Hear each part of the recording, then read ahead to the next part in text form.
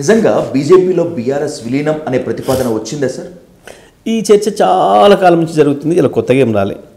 మీరేదో కవిత అన్నది అని చెప్పేసి కొంత మీడియా మిత్రులు అంటున్నారు. కానీ ఇది గతంలో కాంగ్రెస్ వాళ్ళు ఆరోపణలు చేసినారు, గతంలో బీజేపీ వాళ్ళు చాలామంది మాట్లాడినారు, రకరకాలుగా మాట్లాడినారు. టీఆర్ఎస్ పార్టీ పెట్టిన రోజు నుంచే ఇది మగలో పుట్టింది పోలో పోతుంది అని చెప్పేసి మాట్లాడిన వాళ్ళు ఉన్నారు. వాళ్ళే పత్తా లేకుండా పోయినరు. ఇవాళ మీరు ఒకటే మాట, ఈ రాష్ట్రంలో రెండు పార్టీలు ఎవరి మీద దాడి చేస్తున్నాయి? కాంగ్రెస్ బీజేపీలు కలిసి ఎవరి మీద దాడి చేస్తున్నాయి? బీఆర్ఎస్ మీద, కేసీఆర్ పైన, బీఆర్ఎస్ పైన దాడి చేస్తున్నాయి. ఎక్కడి దాకా చేస్తున్నాయి? బండి సంజయ్ అనబడేవాడు, రేవంత్ రెడ్డి కాంగ్రెస్ బీఆర్ఎస్ ఒకటైనరు, మీరు చీకటి దొంగలు అయినరు, అందుకే రేవంత్ రెడ్డి అరెస్ట్ చేస్తలేడు, కేసీఆర్ని అర్జెంటుగా చేయాలి, మాకు అప్పచెప్పు మేము చేస్తాం, నీతో కావట్లేదు తమ్ముడు, నీ ఆయుధాలు సరిపోవడం లేవు, నాకు అప్పచెప్పు నేను చేస్తాను అని చెప్పి మాట్లాడుతున్నాడు. అంటే ఇది సరిపోదా?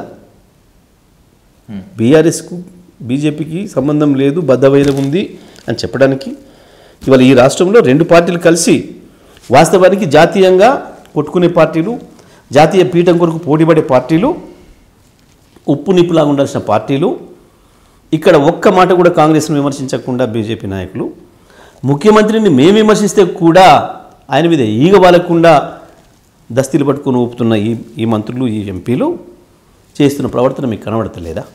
వాళ్ళిద్దరు ఒకటి అని సింపుల్. ఇక్కడ బండి సంజయ్కి కాంగ్రెస్ పార్టీ ఇచ్చిన హామీలు అమలు చేయకపోతే కోపం రావడం లే, కాంగ్రెస్ పార్టీ నిరుద్యోగ యువకుల్ని మోసం చేస్తే కోపం రావడం లే, కాంగ్రెస్ పార్టీ రైతుల రుణమాఫీ విషయంలో మోసం చేస్తే కోపం రావడం లే, కాంగ్రెస్ పార్టీ మహిళల్ని నిలువున ముంచితే కోపం రావడం లే, కాంగ్రెస్ పార్టీ హైడ్రా పేరు మీద ఇంటికి కూలగొడితే కోపం రావడం లే, కాంగ్రెస్ పార్టీ అనేక 420 హామీలు ఇచ్చి ఆటో కార్మికుల్ని, వ్యవసాయ కూలీల్ని, ప్రతి వర్గాన్ని మోసం చేస్తే కోపం రావడం లేదు బండి సంజయ్కి.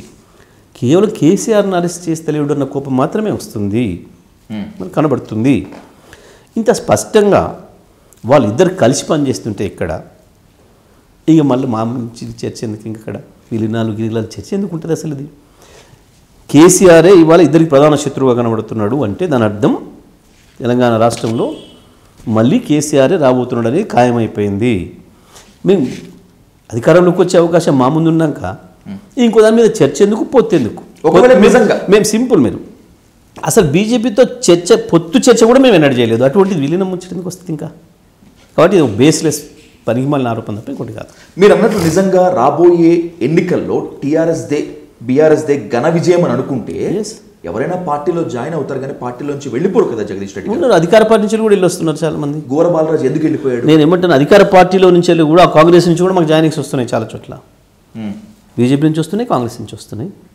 దానికి ఏముంది? చెప్పుకోదగ్గ నేతలు ఎవరు జాయిన్ అవ్వలేదుగా ఈ మధ్యలో బీఆర్ఎస్లో? వస్తున్నారు, చాలామంది వస్తున్నారు. చెప్పుకోదగ్గ నేతలని మీరు అనుకుంటున్నారు, ఎక్కడికక్కడనే చెప్పుకోదగ్గ పరిస్థితి ఉంటుంది వాళ్ళకి. గోల ఆఫ్టర్ ఆల్ మాజీ ఒక ఎమ్మెల్యే పోతే దానికి పెద్ద చెప్పుకోదగ్గ విషయమా?